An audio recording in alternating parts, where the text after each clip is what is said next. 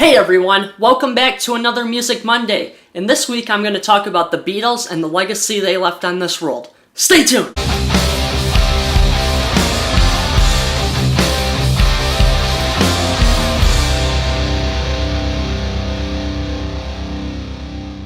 So before getting into this video, I recommend subscribing to my YouTube channel. That way you can get weekly updates for these Music Monday videos, and I recommend hitting the bell too so you actually get notifications on your phone and things like that. So yeah, consider subscribing. So this video actually comes as a recommendation. Alex, who was my previous suite mate, he told me to talk about the Beatles. He also said to talk about Nirvana, but that's going to be a different episode for a future time. So let's get right into it. So where do I start with the Beatles? They're like the biggest band in the world. If you haven't heard of them, I don't know where you've been for the last few years, 40 years, 50 years, whatever. I guess I could start with my own personal story of how I used to hate the Beatles, actually. Yes, I used to hate the Beatles. I thought it was the dumbest music in the world. I hated it.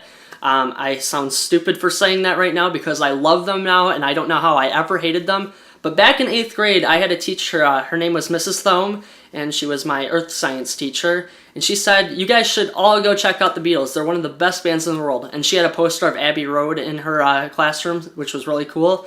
But yeah, she said, go check them out. But I was like, nah, I'm not checking them out because I'm into metal, like Metallica and Megadeth, so I'm not listening to any of that crap. I feel so dumb now for saying that. But that is the truth. That's how I was. I didn't start to like the Beatles until high school, after I listened to bands like Rush and Yes, which I'll talk about Yes in a future episode. But yeah, I started liking the Beatles in high school. I don't remember what sparked me to even go listen to them. I think it might have just been that I was starting to become more open-minded and listen to softer music, so I think that was it. Also, while I was in high school, I played the game The Beatles Rock Band, where you played a lot of Beatles songs on that game. I had to play the Beatles Rock Band because I wanted to have the whole collection, so I bought that one just in case.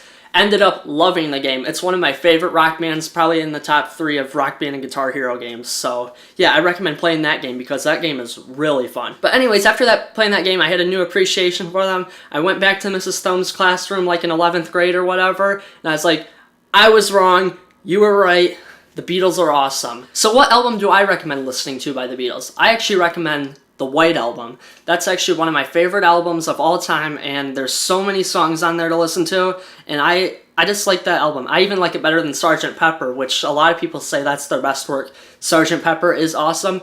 I just like the White Album better. My favorite song of all time by the Beatles is Dear Prudence, which is on the White Album, and I recommend go checking that song out. The one thing about the Beatles is you cannot really find their songs on YouTube. And people who have put their songs on YouTube have got them blocked and their channels have been banned and everything. So it's hard to find the Beatles music on YouTube, which kind of sucks. Hopefully one day it all gets up on there, but for right now we have to get it on iTunes. It might be on Spotify. I don't use Spotify that much, so I'm not really sure.